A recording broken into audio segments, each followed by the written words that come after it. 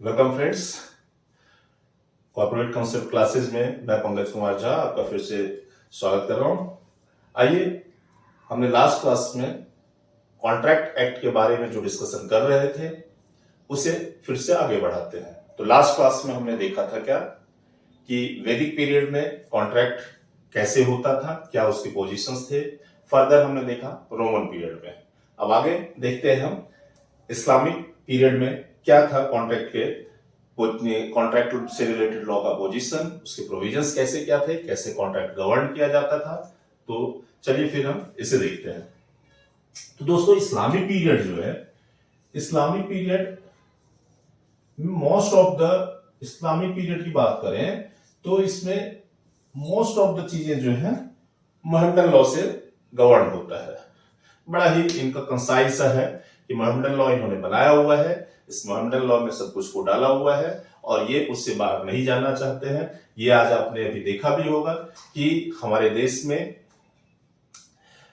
Common civil code की भी बात हो रही थी, तो इस बात का भी काफी विरोध किया गया। और ये बेसिकली मोहम्मदन जो हमारे आज भी जो हमारे यहाँ पे चल रहा है कि जो अदर हैं वो डिफरेंट एक्ट्स हैं, उस एक्ट से जो गवर्न होते हैं और वो कोई पर्टिकुलर रिलीजन स्पेसिफिक नहीं है, लेकिन मोहम्मदन से रिलेटेड जो लॉ है वो कई जो पॉलिटिशियंस हैं, कई जो मोहम्मदन के धर्म गुरु हैं, वो इन चीजों के लिए काफी विरोध करते हैं। हालांकि आम जनता को इससे बहुत ज्यादा दिक्कत नहीं आती है, लेकिन जो धर्म गुरु हैं खास करके या जो पॉलिटिशियंस हैं वो इन चीजों का विरोध करते हैं।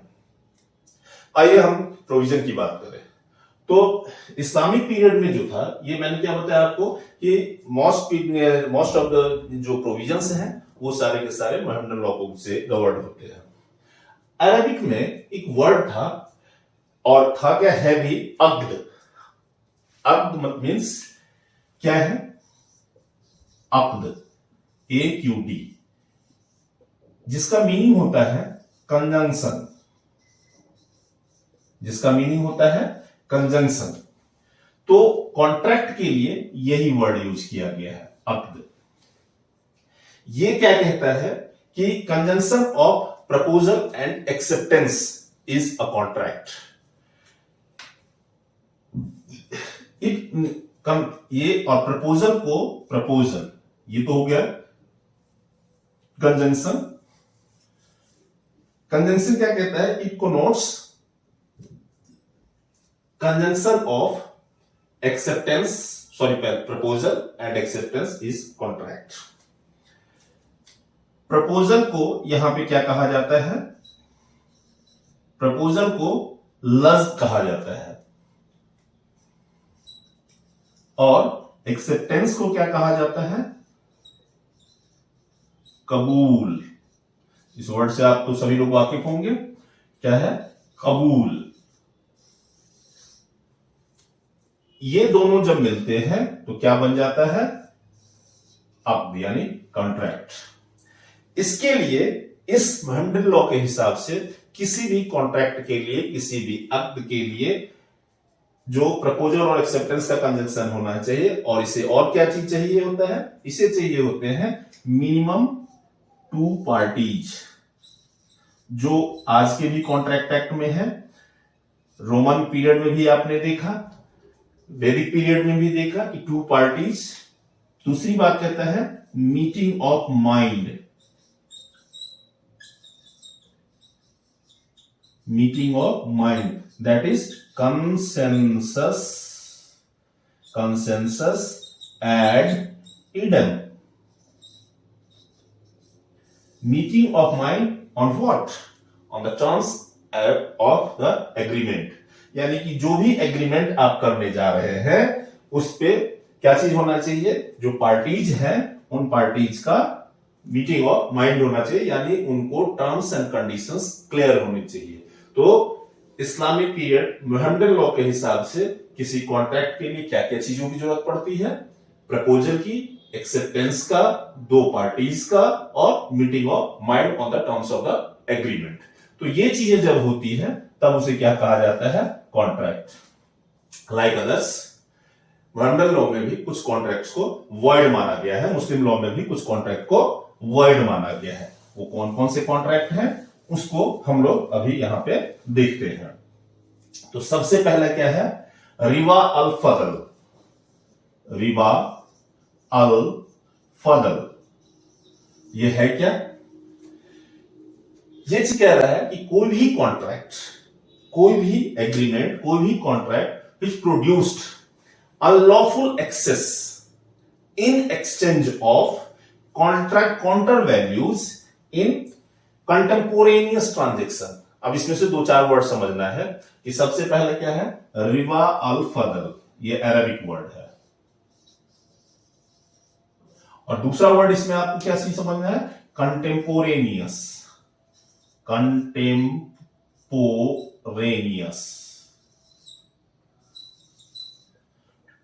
तो ये क्या चीज कह रहा है कि कोई भी कॉन्ट्रैक्ट क्या प्रोड्यूस करता है, यदि अनलॉफुल एक्सेस प्रोड्यूस करता है, किसके बदले में, in exchange of counter values in a contemporaneous transaction. यानी कि पहले आपने कोई ट्रांजेक्शन किया है और उसकी वजह से यदि कोई अनलॉफुल एक्सेस प्रोड्यूस होता है, किसके बदले में, उस कंटेम्पोरेनियस ट्रांजेक्शन के बदले में हुए काउंटर वैल्यू के लिए, तो उसे क्या चीज कहा जाएगा, ये वॉइड कॉन्ट्रैक्ट है। नेक्स्ट क्या कहता है, रिबा अल नसिया।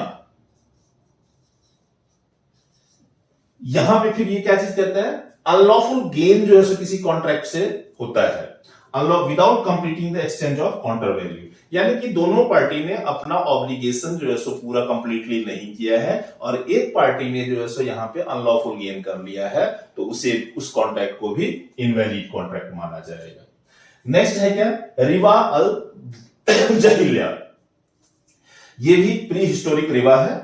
यहां पे क्या इसे प्री हिस्टोरिक रिबा भी कहा जाता है। यहां पे सिंपल सी बात क्या चीज होती है कि यहां पे ये चीज कहता है क्या कि भैया सीधी सी बात है कि तुमने मुझसे उधार लिया था, ठीक है ना। गांव वगैरह में जो है खास करके चलता है, तो पुराने फिल्मों में आपने देखा होगा कि पुराने फिल्मों में भी होता है कि या तो तूने जो उधार लिया है या तो उधार क्लियर कर। और खास करके तब जो है सो लाला ये काम करता था पुरानी फिल्मों में, जब देखता था कि सामने जो किसान है या मजदूर है इस बार उसके फसल नहीं आया है, तो उसे मौका मिलता था कि इस बार तो ये इंटरेस्ट दे नहीं पाएगा, इस बार तो ये पैसा चुका नहीं पाएगा, तो बोलता था भैया इस बार या तो तू सारे पैसे दे दे, नहीं तो तेरा कर्ज 2 गुना।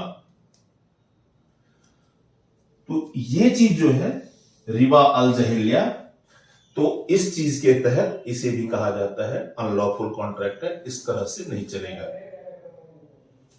इस तरह से जो आपने कोई भी कॉन्ट्रैक्ट किया है तो ये कॉन्ट्रैक्ट वैलिड नहीं माना जाएगा। इनके अलावा वो आज के डेट में आपके जो है जो कॉन्ट्रैक्ट एक्ट है उसमें भी कुछ कॉन्ट्रैक्ट को वैलिड नहीं माना गया है, वॉइड कॉन्ट्रैक्ट माना गया है। जैसा कि वेजरिंग एग्रीमेंट होता है, कॉन्टिजेंट कॉन्ट्रैक्ट होता है, गैम्बलिंग से रिलेटेड होता है, तो इन सब को भी मुस्लिम लॉ में इनवैलिड कॉन्ट्रैक्ट माना गया है। तो यहां पे सिंपल सी बात ये चीज क्या है कि हमने यही चीज देखा कि जो इस्लामिक लॉ में कुछ कॉन्ट्रैक्ट्स ऐसे हैं जो कि, और बेसिकली इन सबको देखें तो मोरल ग्राउंड पे ये सारे के सारे गलत हैं भी।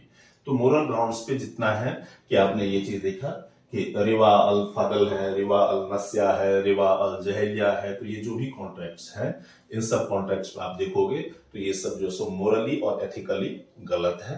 तो इस वजह से ये कॉन्ट्रैक्ट इनवैलिड माने जाते हैं। इसके अलावा जो आज भी कॉन्ट्रैक्ट एक्ट में है, हमारे इंडियन कॉन्ट्रैक्ट एक्ट में है कि वेजरिंग एग्रीमेंट है या गैम्बलिंग है, इन सबको गलत माना गया है। तो ये कॉन्ट्रैक्ट इनवैलिड मुस्लिम लॉ में भी माने गए हैं। मुस्लिम लॉ में भी कॉन्ट्रैक्ट के लिए क्या चाहिए, 2 पार्टी मिनिमम होनी चाहिए।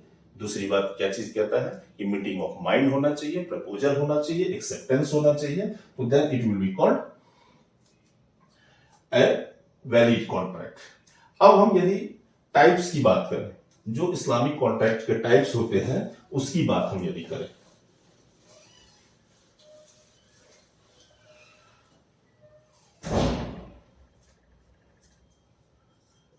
Types of contract.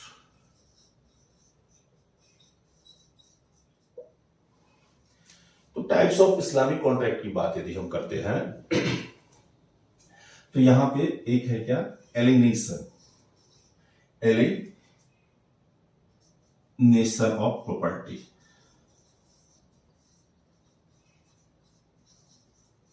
और दूसरा कहता है एलिनेशन ऑफ यूजुफ्रक्ट। तो एलिनेशन ऑफ प्रॉपर्टी का क्या चीज है? प्रॉपर्टी का डिस्पोजल। प्रॉपर्टी का डिस्पोजल यानी इसमें क्या चीज होगा? Exchange like sale, without exchange like giving a simple gift, और to create succession namely request. Means की क्या चीज है कि प्रॉपर्टी जब एक हैंड से दूसरे हैंड में जाता है, वो किसी भी फॉर्म में हो, चाहे गिफ्ट के फॉर्म में हो, चाहे सेल के फॉर्म में हो, चाहे कि जो सक्सेशन के फॉर्म में हो। सेल के केस में किसी भी पर्सन के पास जा सकता है, गिफ्ट में आपके नियर एंड डियर को आप देते हो, और सक्सेशन जो आपका सक्सेसर होता है यानी पिता से बेटे को जाना। तो ये चीज क्या चीज होता है? ये एलिनेशन ऑफ प्रॉपर्टी में जो है सो ये आता है, जो आज के डेट में ट्रांसफर ऑफ प्रॉपर्टी एक्ट भी है, सक्सेसर ने हिंदू लॉ में भी जो हिंदू सक्सेशन एक्ट है, या हर जगह पे जो है सो अलग अलग जो है सो एक्ट बनाए गए हुए हैं। तो उसके तहत जो है सो ये एलिनेशन ऑफ प्रॉपर्टी आज के प्रेजेंट सिचुएशन में भी हम पढ़ते हैं, जो कि मुस्लिम लॉ में टाइप ऑफ कॉन्ट्रैक्ट में दिया हुआ है। दूसरा क्या चीज है? Alienation of usufruct. तो यहां पे क्या कहता है? In exchange for property, means की जो इजरा होता है कि जहां पे मूवेबल या इमूवेबल प्रॉपर्टी जो होगा वो हायर पे लिया जाता है। यहां पे तो क्या हुआ? ओनरशिप ट्रांसफर हो जाता है। यहां पे एलिनेशन ऑफ प्रॉपर्टी मींस क्या होगा? ओनरशिप ट्रांसफर हो गया, चाहे विद कंसिडरेशन या विदाउट कंसिडरेशन। यहां पे ओनरशिप ट्रांसफर नहीं हो रहा है, क्योंकि आप जनरली जानते हैं क्या कि किसी को यूज करने के लिए जब दिया जाता है, यूज करने के लिए प्रॉपर्टी दिया जाता है, इन टर्म्स ऑफ कंसिडरेशन भी हो सकता है और नॉट भी हो सकता है। तो यहां पे क्या चीज है कि हायर पे दिया जाता है, service like carriage for goods और सेफ कस्टडी ऑफ प्रॉपर्टी, यानी ट्रस्ट के थ्रू जो है दिया जाता है किसी को कि भाई मेरी संपत्ति की सुरक्षा तुम करते रहना। तो यहाँ पे ओनरशिप तो ट्रांसफर होता नहीं है, जैसे कि बेलमेंट वगैरह का भी होता है, हायर का भी होता है। तो ये जितने भी एग्रीमेंट हैं ये किस में आते हैं? एलिनेशन ऑफ यूजुफ्रक्ट, यानी कि कस्टोडियल राइट्स जो है वो चेंज होता है, राइट टू यूज मिलता है, but right of ownership transfer नहीं होता है। तो ये सारी चीजें जो है सो आपने देखा कि एलिनेशन ऑफ प्रॉपर्टी और एलिनेशन ऑफ यूजुफ्रक्ट। अब है कि कॉन्ट्रैक्ट को इनवैलिड कैसे करेंगे? सिंपल सा है, आज भी चलता है कि या तो दोनों ही पार्टी तैयार हो जाए, भैया चलो कैंसिल करते हैं, कि कॉन्ट्रैक्ट को जो है सो यहाँ पे, और या तो कोई एक पार्टी बोलेगा कि मुझे कॉन्ट्रैक्ट, यहाँ पे क्या चीज कहता है कि यूनिलैटरली भी रिसाइंड कर सकते हैं कॉन्ट्रैक्ट को। और दूसरा क्या चीज है कि चलो कॉन्ट्रैक्ट खत्म हो गया, ऑब्लिगेशंस खत्म हो गए, दोनों ही नहीं चाह रहे हैं, तो कॉन्ट्रैक्ट इनवैलिड भी हो जाएगा। कॉन्ट्रैक्ट के डिसोल्यूशन की बात करें, वो इनवैलिडेशन था, ये डिसोल्यूशन की बात हम कर रहे हैं। तो डिसोल्यूशन के केस में क्या चीज होगा? या तो म्यूचुअल एग्रीमेंट से हो सकता है कि म्यूचुअल एग्रीमेंट हो गया, ये डिसोल्यूशन की बात हम कर रहे हैं।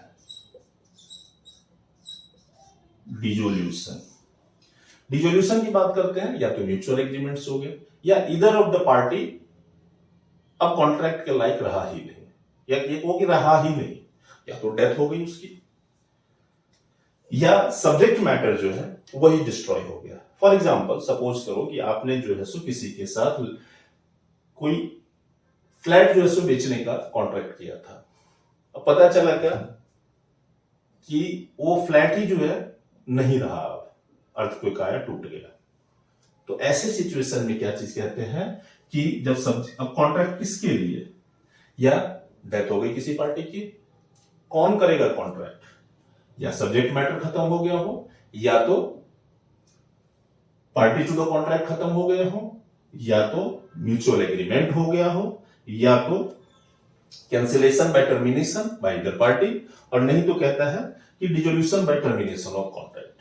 तो ये सब तरीके हैं कॉन्ट्रैक्ट को डिसॉल्व करने के लिए इस्लामिक लॉ में। कुछ पॉइंट्स हैं मुस्लिम लॉ के कॉन्ट्रैक्ट से रिलेटेड जिसको भी कंसीडर, जो कि इंपॉर्टेंट है। तो सबसे पहली क्या बात है, under Islamic law even marriage को भी कॉन्ट्रैक्ट माना गया है। यहां पे जो, जबकि हिंदू लॉ में आप देखोगे कि हिंदुओं में विवाह को जो है सो बड़े ही संस्कृति से, बड़े ही संस्कारों से जोड़ा गया, यहां पे कहा नहीं भैया सिंपल कॉन्ट्रैक्ट है ये। डाइवोर्स का भी कॉन्सेप्ट जो है फर्स्ट टाइम मुस्लिम लॉ में ही आया हुआ था। यदि कोई पर्सन, आप देखते होंगे 3 तलाक की बात जो है सो काफी गर्म रहा था कुछ दिनों पहले। तो 3 तलाक जो मुस्लिम ने यहाँ पे सबसे बड़ी बात है कि ये राइट जो तलाक का भी है वो भी जो है सो मेल को ही मिला हुआ है। तो यहाँ पे क्या चीज कहता है, either the party to marriage makes a proposal to other party and acceptance by the other party becomes a contract simple and the husband either at the time of marriage, जो हस्बैंड होगा मैं पहले ही बताया था mail की बात कर रहे हैं, either at the time of marriage और आफ्टर इट हैज टू पे अ हैंडसम अमाउंट। यहां पे क्या चीज होता है कि ये एक अच्छी चीज है कि हिंदुओं में तो शायद ही कहीं आपको सुनने को मिलेगा कि जो डॉरी है वो लेडीज को दिया जाता है, ब्राइड को दिया जाता है, लेकिन यहाँ पे क्या होता है, उल्टा होता है। जो मेल है वो मेल क्या करता है, सिर्फ हम इन्हीं चीजों को नहीं देखें कि यहाँ पे कॉन्ट्रैक्ट माना गया है मैरिज को, तो बहुत बड़ी चीज है। यहाँ पे ये भी चीज देख सकते हैं कि जो मेल होते हैं वो eight the time of marriage एक यहाँ पे जो है सो अमाउंट तय किया जाता है और उस अमाउंट को देते हैं eight the time of marriage या उसके बाद, जिसे कहा जाता है महर। तो यहाँ पे ये महर की रकम भी जो चुकाई जाती है जो मेल चुकाता है। तो ये इन ब्रीफ जो है मुस्लिम पीरियड के बारे में था, मुस्लिम लॉ के बारे में था जो कॉन्ट्रैक्ट से रिलेटेड है। अब हम बात करते हैं हिंदू पीरियड की।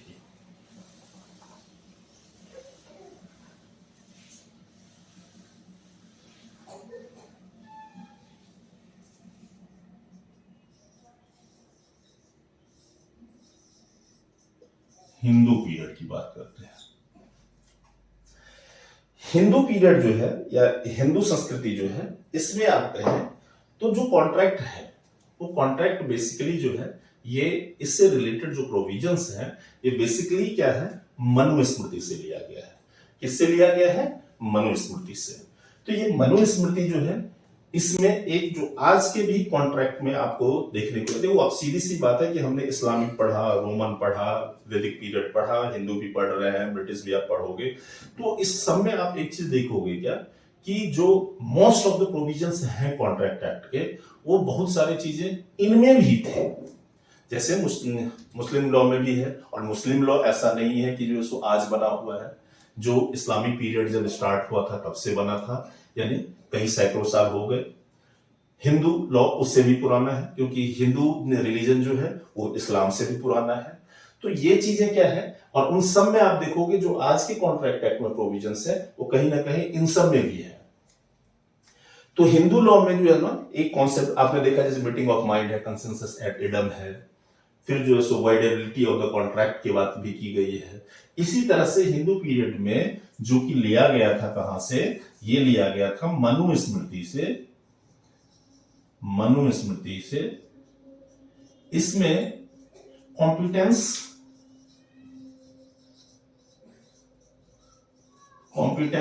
की भी बात की गई है, यानी कि कैपेसिटी टू कॉन्ट्रैक्ट जो सेक्शन 10 या 11 में आप लोग देखोगे इंडियन कॉन्ट्रैक्ट एक्ट में कैपेसिटी टू कॉन्ट्रैक्ट की बात की गई है। वहां पे भी बात की गई है माइनर के बारे में, और यहां पे भी कहा गया है कि भैया माइनर नहीं कॉन्ट्रैक्ट कर सकता है। तो मनुस्मृति को भी जो कॉन्ट्रैक्ट एक्ट में फॉलो किया गया है, और यहां भी कहा गया है, जैसे वहां पे कहा गया है माइनर हो गया, इंटॉक्सिकेटेड पर्सन हो गए, इंटॉक्सिकेटेड पर्सन हो गए, उसके बाद जाके मेंटली साउंड ना हो, अनसाउंड पर्सन हो गए। इन सब को मनुस्मृति में चर्चा इन सब की गई है। तो सिंपली एक चीज ये है कि आप, और ये बेसिकली जो है सो सेंस भी बनाता है कि एक छोटा बच्चा है वो क्या कॉन्ट्रैक्ट करेगा, उसे कितनी समझ आएगी। बच्चे को तो अपने बारे में नहीं समझ में होता है कि उसे जो है सो उसके लिए क्या चीज अच्छा होगा क्या बुरा होगा, तो मम्मी पापा उसे डांटते रहते हैं, वो कॉन्ट्रैक्ट कहां से करेगा। तो यदि ऐसा हो जाए तो बहुत लोग इसका फायदा उठाने की कोशिश करेंगे। तो इस वजह से पुराने समय में भी माइनर्स को जो मनुस्मृति था, मनुस्मृति में भी कहा गया कि माइनर के साथ कॉन्ट्रैक्ट इनवैलिड होगा। इंटॉक्सिकेटेड पर्सन, यूजुअली आपने देखा होगा सड़कों पे जब कोई भी पर्सन ड्रंक होता है तो उसका हर चीज बदल जाता है। चलना फिरना घूमना सब कुछ बदल जाता है और वो कुछ भी कर सकता है। आपने नॉर्मली देखते होंगे कि जब लोग पार्टी में बैठते हैं, महफिल में बैठते हैं, तो वहां पे क्या चीज बातें होने लग जाती है। जैसे ही 2 घूंट अंदर गया, उस टाइम में बात होने लगी, तू बता तुझे क्या चाहिए, तेरा भाई बोल ला के देगा। सुबह होते ही भाई बोलता है वो मैं थोड़ी ना था, वो तो कोई और था। तो इस पे एक छोटा सा जो है कहानी भी जो है बताता हूं। कहा जाता है कि एक राजा थे, वो राजा रास्ते में जा रहे थे। एक ड्रंकन पर्सन, जब वो हाथी पे चढ़ के जा रहे थे तो ड्रंकन पर्सन आया, बोला ये राजा अपने आप को समझता क्या है, बहुत हाथी पे घूमता है, कल इसका जो भी राजपाट होगा सब मैं लिखवा लूंगा। राजा जी तब तो कुछ नहीं बोले। अगले दिन सुबह उसे बुलाया गया, बोला हाँ भैया तुम तो बोल रहे थे कि सब कुछ लिखवा लोगे, तो बताओ कैसे क्या करोगे। बोला मैंने कब बोला। तो बोला कल सुबह तुम तो बोल रहे थे। बोले वो मैं थोड़ी ना बोल रहा था, वो तो जो घूंट में अंदर गया हुआ था वो बोल रहा था, मेरी क्या औकात है कि मैं आपसे लिखवा हुआ। तो इंटॉक्सिकेटेड पर्सन से ये चीजें होती है। उसके अलावा क्या है, अनसाउंड माइंड। ये इंटॉक्सिकेटेड पर्सन जो होते हैं अनसाउंड ही होते हैं, जब तक ये इंटॉक्सिकेटेड रहते हैं, जब तक जो है इसकी गिरफ्त में रहते हैं। अनसाउंड माइंड जो मेंटल डिस्टर्ब हो चुका है, चाहे वो टेम्पररी हो चाहे परमानेंटली हो, तो जिस टाइम में ये अनसाउंडनेस होगा उस समय में उसके द्वारा किया गया कोई भी कॉन्ट्रैक्ट वैलिड नहीं माना जाएगा।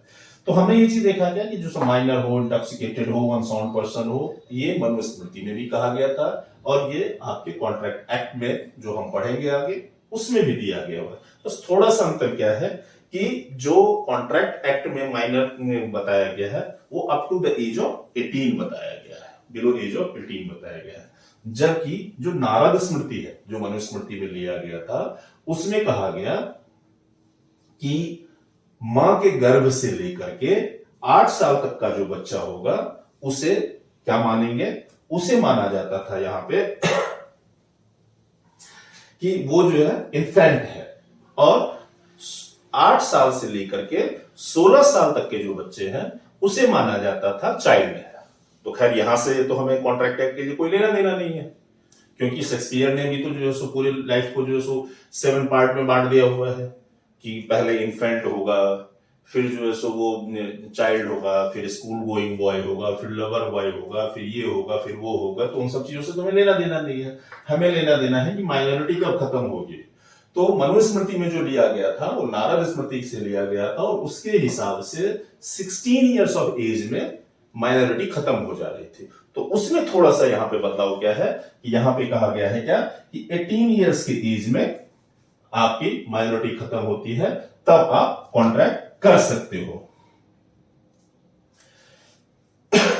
तो ये बेसिकली जो है, बाकी जो भी प्रोविजंस है आपने देखा, कॉम्पिटेंस कैपेसिटी टू कॉन्ट्रैक्ट है, या जो है सो जो कंसेंसस एडम की बात की गई है, या जो है सो 2 पार्टीज होने चाहिए, या ऑफर एंड एक्सेप्टेंस होने चाहिए, ये सारी चीजें जो है ये हिंदू पीरियड जो मनुस्मृति से लिया गया था या हिंदू पीरियड में जो चल रहा था उसमें भी था, चाहे रोमन पीरियड में भी था, चाहे जो है मुस्लिम लॉ है उसमें भी दिया गया है। तो हर जगह पे है, बस थोड़े बहुत चेंजेस हैं। तो कॉन्ट्रैक्ट लॉ जो है आज का इवोल्यूशन नहीं है। अब बात करते हैं हम लेट ब्रिटिश पीरियड की बात करते हैं। जो ब्रिटिश पीरियड है, ब्रिटिश पीरियड सबसे मॉडर्न है, क्योंकि ब्रिटिशर्स ही नए हैं, क्योंकि ईसाई धर्म ही नया है।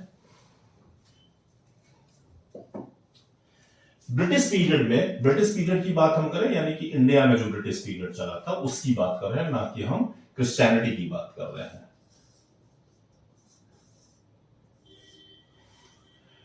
तो इंडियन कॉन्ट्रैक्ट एक्ट तो 1872 में आया। उससे पहले ब्रिटिशर्स ने क्या किया था, इंग्लिश लॉ यहां पे अप्लाई होता था, जो कि कहां था, presidency town of Madras, Bombay, Kolkata, ये बड़े शहर थे इंडिया के। तो इनको अंडर द चार्टर ऑफ 1726 जो किंग जॉर्ज ने ईस्ट इंडिया कंपनी के लिए इशू किया था, 1726 का चार्टर जो था, जो किसने, किंग जॉर्ज ने,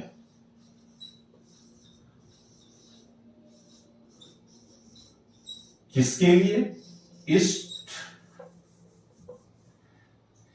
ईस्ट इंडिया कंपनी के लिए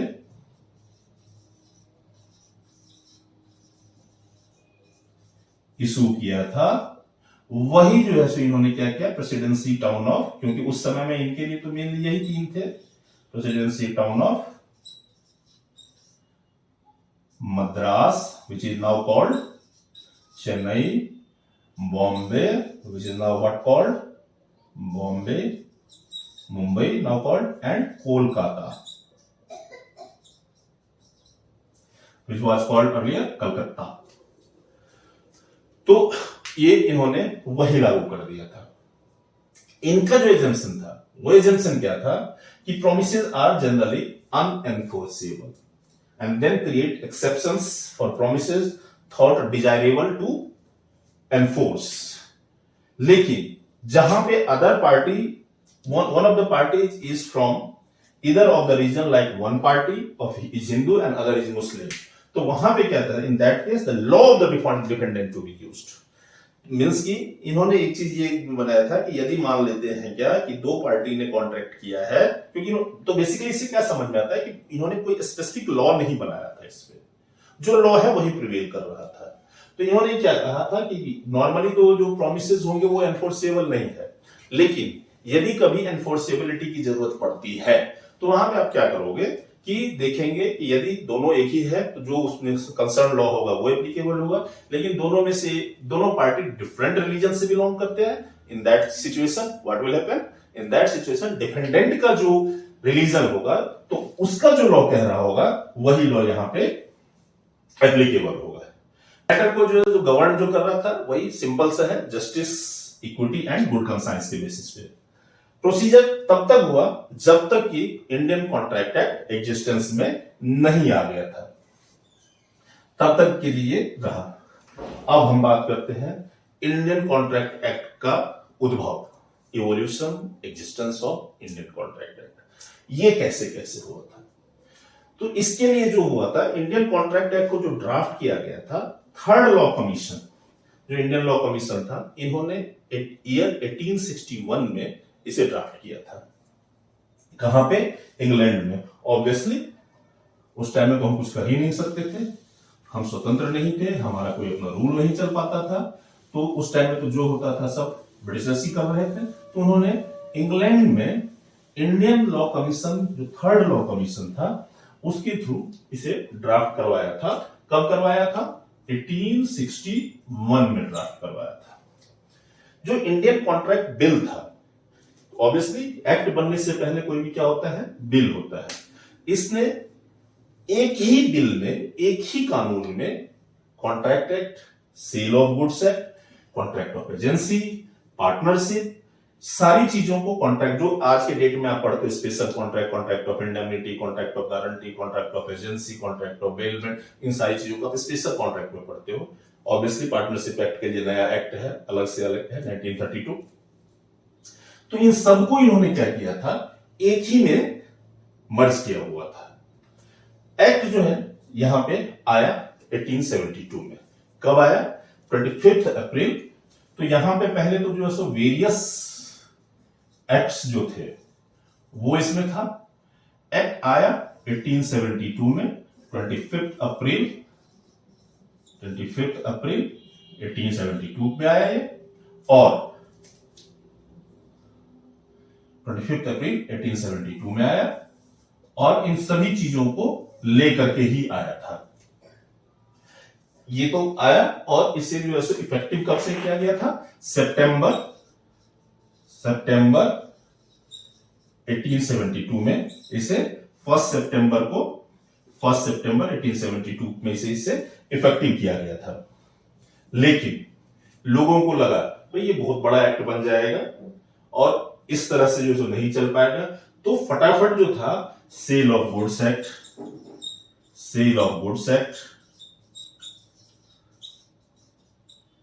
पार्टनरशिप एक्ट, इन सबको अलग कर दिया गया। और इस वजह से आप देखोगे कि बहुत ही जल्दी सेल ऑफ गुड्स एक्ट जो है 1930 का एक्ट है, पार्टनरशिप एक्ट 1932 का एक्ट है, ये एक्ट जो है वो एग्जिस्टेंस में आ गए थे। तो ये सब अलग सब्जेक्ट मैटर भी था, स्पेसिफिक सब्जेक्ट मैटर था। इस वजह से जो यहां पे सेल ऑफ गुड्स एक्ट जो था ये सेक्शन 76 से 123 तक में था और ये 239 से 266 तक था। तो इन सबको अलग कर दिया गया था यहां पे। और उसके बाद जो बचे वो आज भी चल रहा है, उस पर माइनर कभी कोई अमेंडमेंट्स आए हैं। नॉर्मली कॉन्ट्रैक्ट एक्ट में बहुत ही कम जो है आए हुए, बिकॉज ये बहुत पहले से दिया गया था और ये इतना ऐसा लॉ है कि जो हमारे हर एक स्टेट पे जरूरत पड़ती है और जीवन बिना कॉन्ट्रैक्ट के चलता नहीं है। अब देखेंगे जब हम कॉन्ट्रैक्ट एक्ट को पढ़ेंगे तो कैसे ये हमारे डे टू डे लाइफ में और पर्सनल लाइफ में भी कॉन्ट्रैक्ट जाने अनजाने, भले ही उसकी कोई लीगल इंप्लीकेशन नहीं है, लेकिन देखेंगे कि आप अपने जिंदगी के हर एक स्टेप पे कॉन्ट्रैक्ट करते ही है। चाहे बच्चा पैदा होता है और वहां से पैदा होना तो दूर की बात है, मां के गर्भ में आता है तब से लेकर के जब अंतिम यात्रा को जाता है वहां तक या उसके बाद भी उसके कॉन्ट्रैक्ट का जो है सो जो भी फल होते हैं वो उसे मिलता है।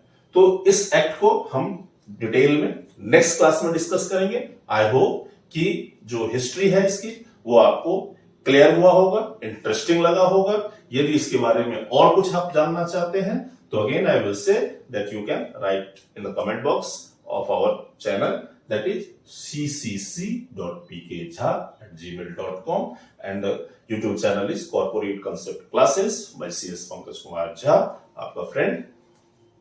आप इसमें लिख सकते हैं, अपनी क्वेरीज भेज सकते हैं। फर्दर हम इस एक्ट को डिटेल में डिस्कस करेंगे, इसके लिए आपको कोई चार्ज नहीं किया जा रहा है। So till then good bye to all of you, thank you.